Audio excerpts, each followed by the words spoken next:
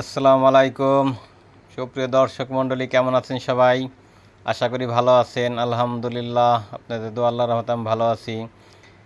আজকে আমার এই যে মেহমানদারিতে আজকে আয়োজন করছে আমাদের গ্রামের মানুষের দাওয়াত করা হয়েছে।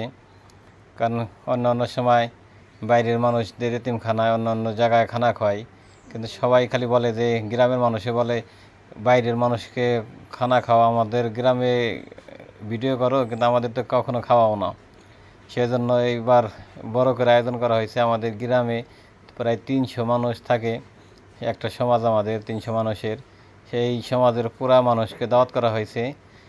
300 মানুষের জন্য আয়োজন করা হয়েছে 1 মণ মুরগির মাংস, সাথে 50 কেজি চাউল দিয়ে ভুনা খিচুড়ি, আর দুধ দিয়ে 13 কেজি চাউলের পায়াস। এই দিয়ে আজকে আমাদের মেহমানদারি করা হইতেছে আমাদের নিজ গ্রামেই, ভাদিয়াখোলা। এই গ্রামের যত মানুষ আছে কিন্তু তারা কিন্তু এক বটে আমাদের গ্রামে এখানে নিয়ম হয়েছে, ছেলেমেয়েরা ফ্যামিলি সবাই মিলে দাওয়াত খাইতে আসেন। আমরা সবাই মিলে দাওয়াত খাইতে যাই। সেজন্য এখানে আমাদের পুরো গ্রামে যত দাওয়াত করা হয়েছে, এই যে আগে দেখছেন সব পুরুষ মানুষ বসে, এরপরে কিন্তু আমার মহিলারা মনে করেন যে দাওয়াত খাইতে আসবে।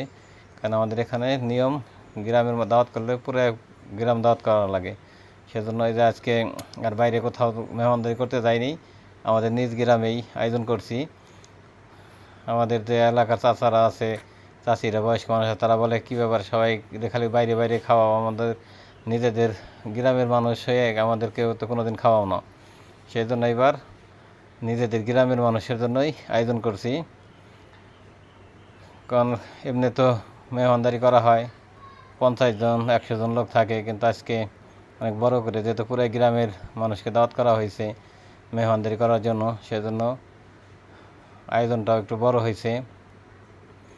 এই যে দেখতেছেন সবাই খাইতেছে, কিন্তু প্রচণ্ড গরম, তো এত গরমের ভিতরে মানুষ খাইতেও পারতেছে না, আরামে খাইতে পারতেছে না। 3-4 দিন ধরে তাপমাত্রা অনেক বেড়ে গেছে, কোনো বৃষ্টি নাই, বাতাস নাই, অনেক কষ্ট। উপর দিয়ে একটা তিরফলটা নাই দিছি, তারপরে দেখানো যে অনেকে পাংখা দিয়ে বাতাস করতেছে আর খাইতেছে।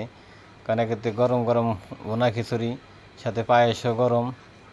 পায়েসটা একটু ঠান্ডা আগে রান্না হয়েছে, পায়েসটা যদি বেশি গরম হয়ে যেত তাহলে আরও খাইতে পারতো না।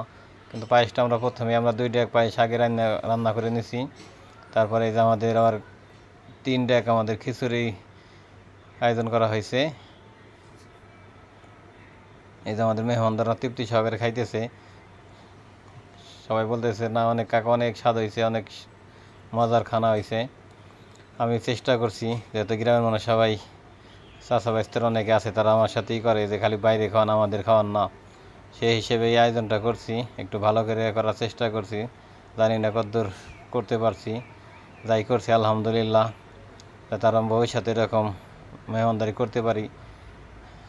হয়তো বেশি আমার কাজটা হয়েছে অসহায় মানুষদের নিয়ে, কিন্তু আজকে তো অসহায় বললে এটা খারাপ দেখা যায়, কারণ এখানে অসহায় আর ধনী সবাই আছে। কারণ আমাদের গ্রামের যেহেতু পুরো গ্রামের মানুষকে দাওয়াত করা হয়েছে, সেজন্য এখানে যদি আমি বলি যে অসহায় মানুষকে খানা খাওয়াইলাম, তাহলে কিন্তু আসলে অসুন্দর দেখা যাবে। যেহেতু এখানে আমাদের গ্রামের যারাই আছে, ধনী থাক গরিব থাক, সবাই মিলে দাওয়াত খেতে আসছে।